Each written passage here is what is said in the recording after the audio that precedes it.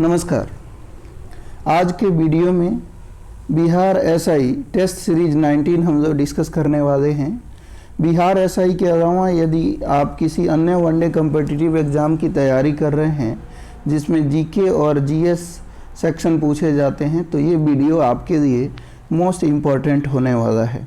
तो चलिए देर न करते हुए स्टार्ट करते हैं। स्टार्ट करने से पहले एक रिक्वेस्ट, यदि आप इस चैनल पे नए हैं तो चैनल को सब्सक्राइब कर लीजिए, वीडियो अंत तक देखिए, पसंद आने पर लाइक भी कीजिए और अपने दोस्तों में इसे शेयर कीजिए।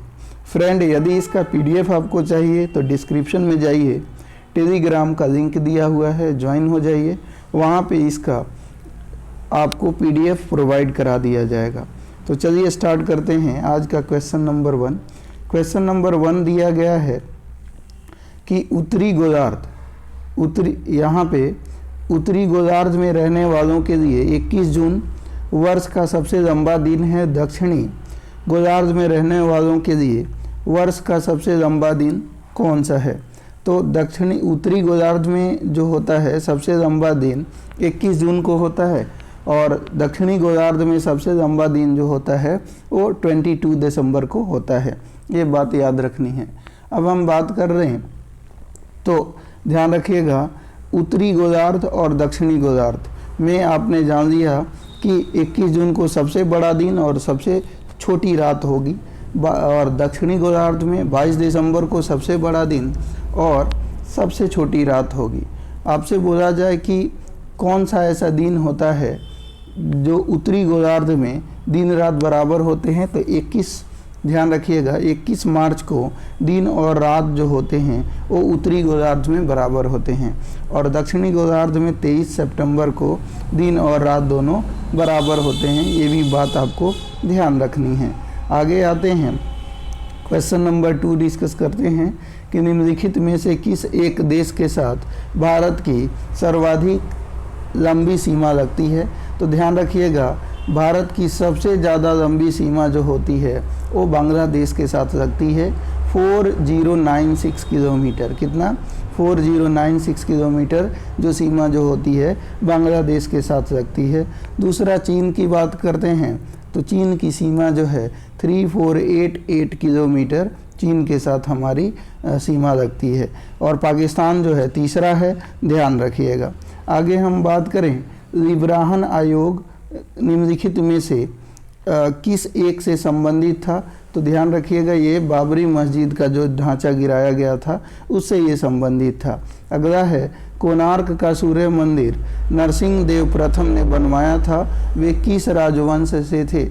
तो ध्यान रखिएगा ये जो है पूर्वी गंग राजवंश से थे। कौन से राजवंश से? पूर्वी गंग राजवंश से। तो नरसिंह देव प्रथम के द्वारा कोणार्क का सूर्य मंदिर बनवाया गया था।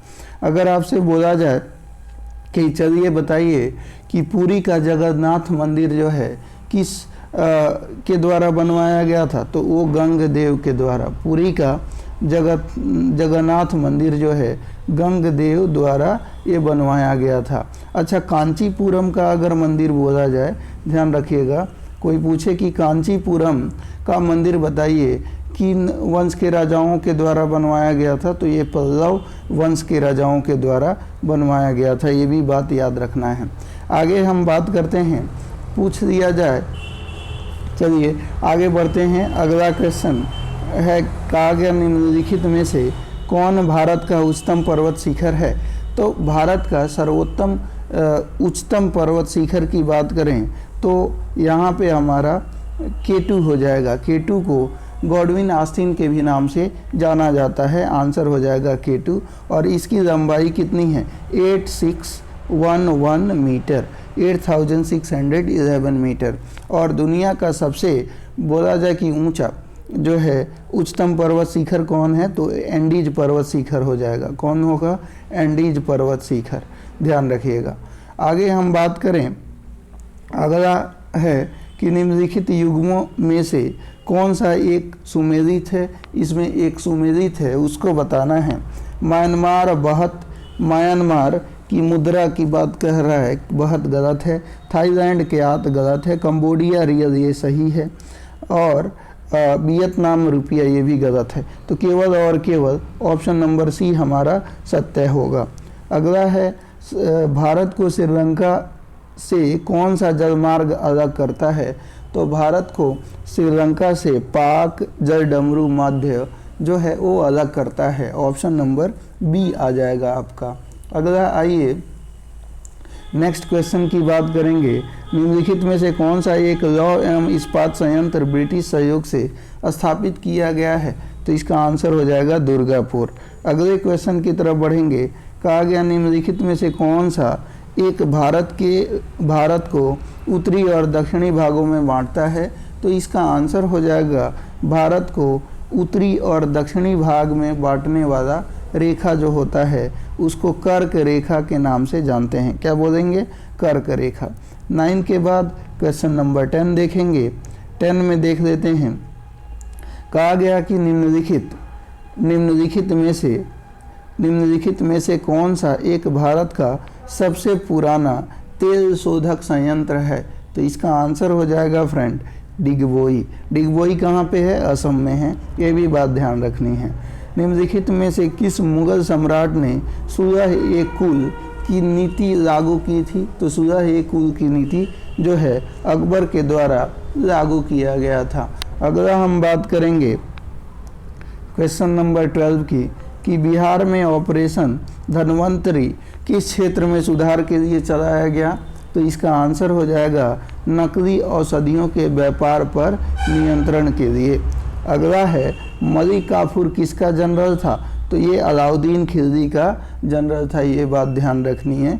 और जो दक्षिण विजय में अलाउद्दीन का जो दक्षिण विजय है उसमें मलिक काफूर का काफ़ी योगदान माना जाता है।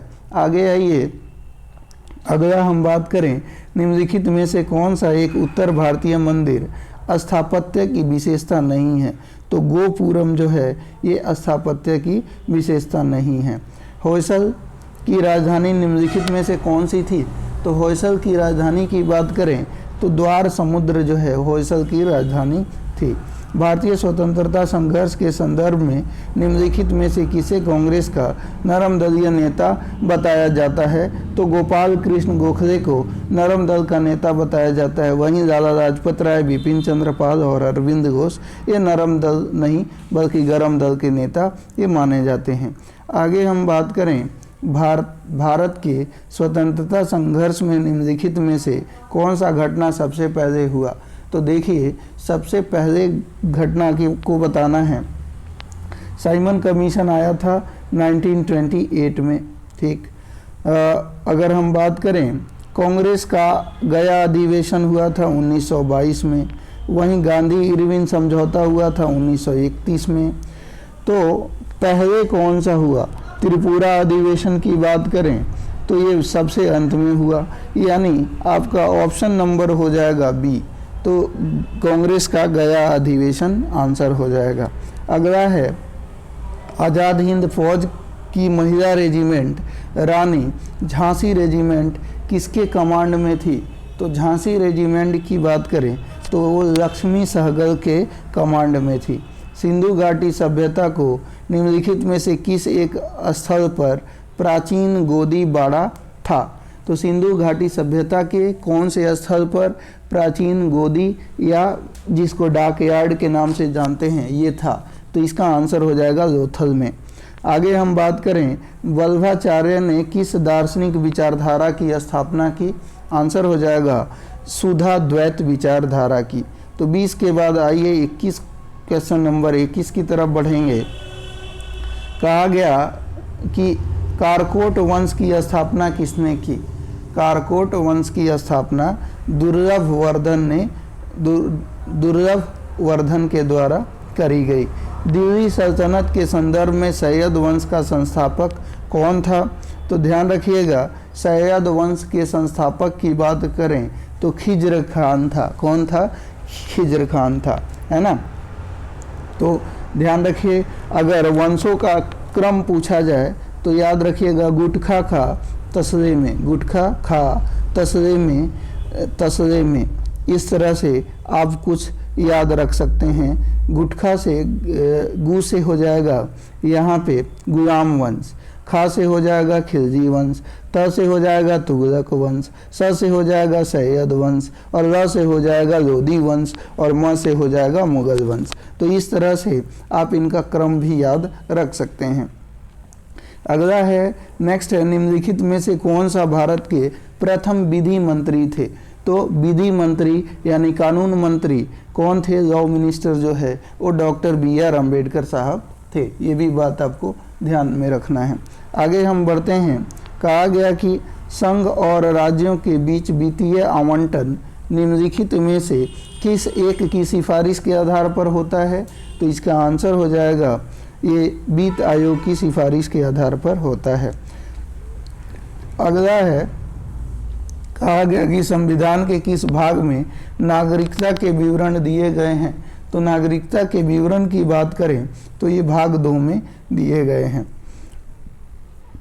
आगे हम बात करें, निम्नलिखित कथनों पर विचार कीजिए। पहला है, किसी राज्य में मुख्य सचिव को उस राज्य के राज्यपाल द्वारा नियुक्त किया जाता है। राज्य में मुख्य सचिव का नियत कार्यकाल होता है। तो इसका आंसर जो हो जाएगा वो आपका होगा केवल और केवल पहला कथन सत्य है। 26 के बाद 27 देख लेते हैं। विश्व विज्ञान दिवस कब मनाया जाता है? तो विश्व विज्ञान दिवस की बात करें तो 10 नवंबर को मनाया जाता है। कहा गया, कुशल स्थानीय स्वायत्त शासन के लिए विख्यात दक्षिण भारत का राजवंश था। तो ये था चोल राजवंश। अगला है, पृथ्वीराज रासो लिखा गया था। तो पृथ्वीराज रासो की बात करें तो ये लिखा गया था चंद्रवरदाई के द्वारा। हड़प्पा स्थित है, तो हड़प्पा कहाँ पे स्थित है? रावी नदी पर स्थित है। अगला है जी, काली मिट्टी। काली मिट्टी भारत के किस प्रदेश में मिलती है? तो इसका आंसर हो जाएगा ये जो है महाराष्ट्र में, मध्य प्रदेश में, गुजरात, ये सभी में मिलती है। 31 के बाद 32 नंबर क्वेश्चन देखते हैं। 32 नंबर क्वेश्चन में देखेंगे, कहा गया कि पहला परमाणु बम गिराया गया था। तो पहला परमाणु बम की बात करें तो गिराया गया था हिरोशिमा पर और दूसरा जो है नागासाकी पर गिराया गया था, ध्यान रखिएगा। आगे हम बात करें 6 अगस्त को हिरोशिमा पर और 9 अगस्त को नागासाकी पर, ये भी आपको बात ध्यान रखनी है। आगे हम बात करें तो कहा गया भारत गणतंत्र बना। तो गणतंत्र ये बना 1950 में, 26 जनवरी 1950 को। भारत छोड़ो आंदोलन का वर्ष क्या है? तो क्विट इंडिया मूवमेंट जो है चलाई गई 1942 में। मेगास्थनीज भारत आया था तो चंद्रगुप्त मौर्य के शासनकाल में भारत आया था। कालीबंगा स्थित है, तो कालीबंगा की हम बात करें तो ये राजस्थान में स्थित है। कहाँ पे? राजस्थान में।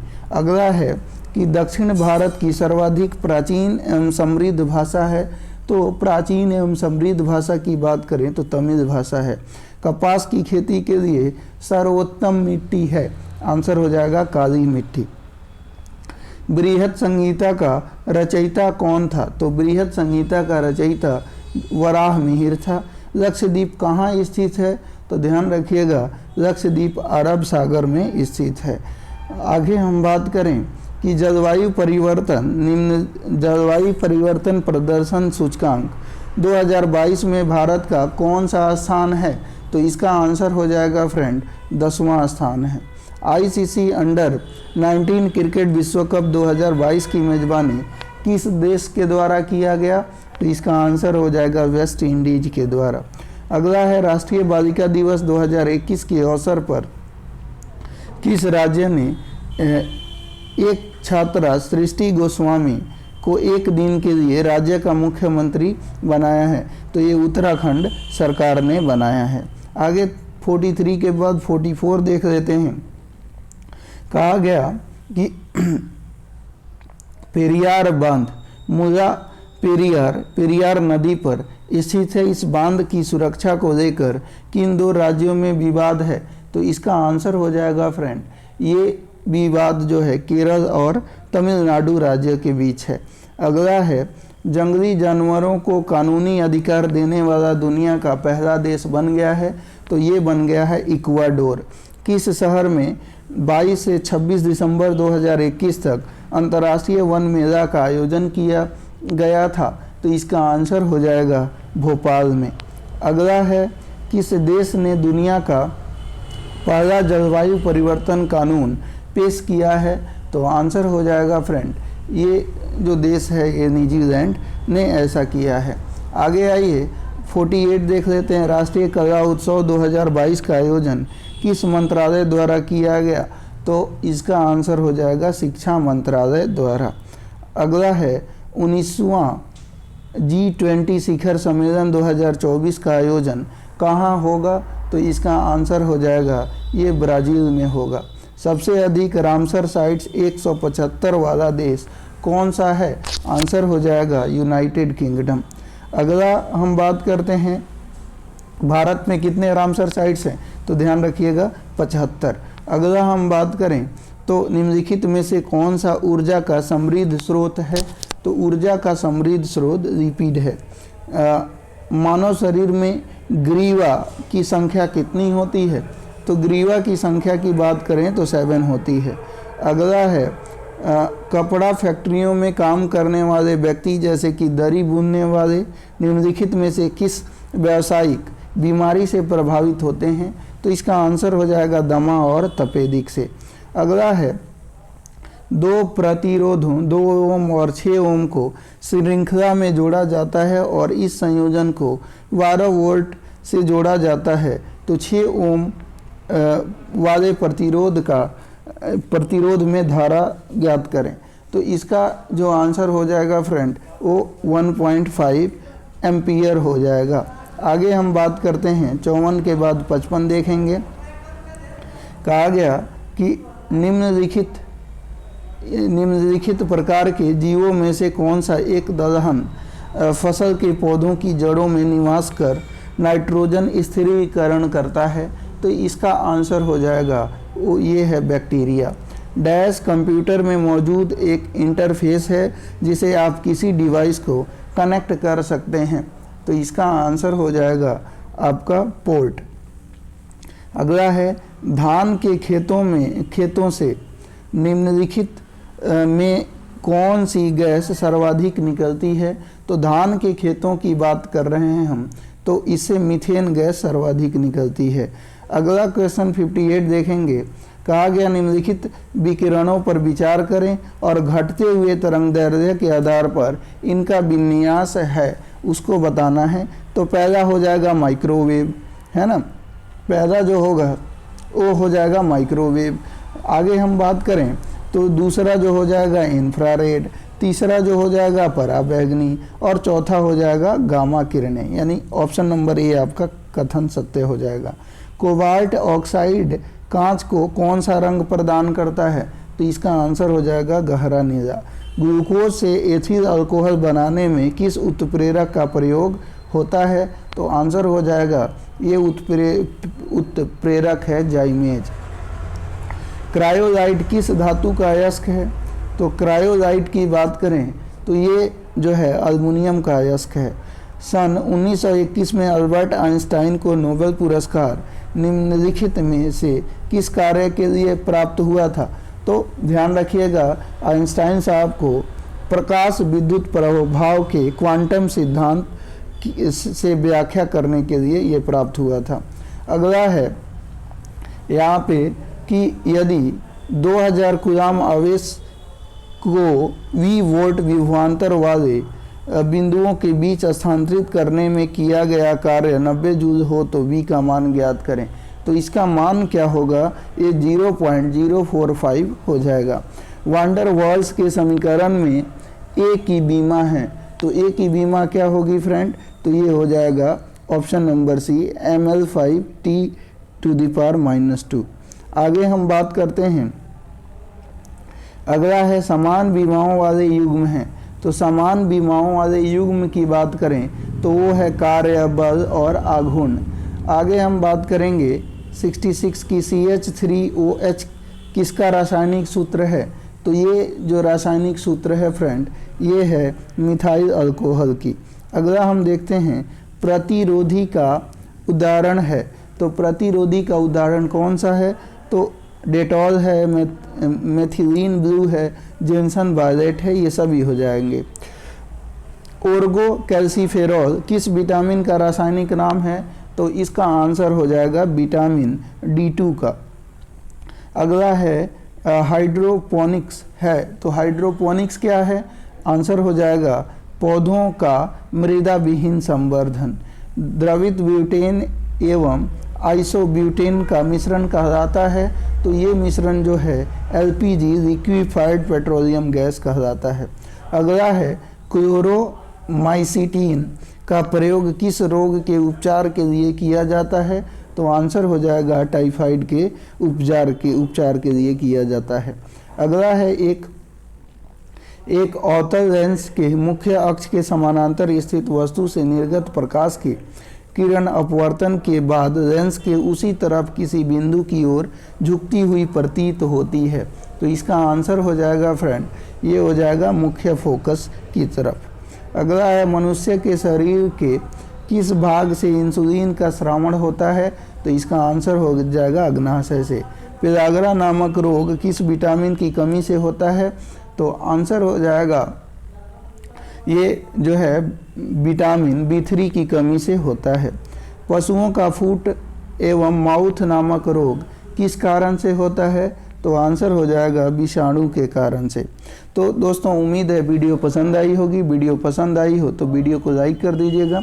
चैनल पे नए हैं तो चैनल को सब्सक्राइब कीजिए। धन्यवाद।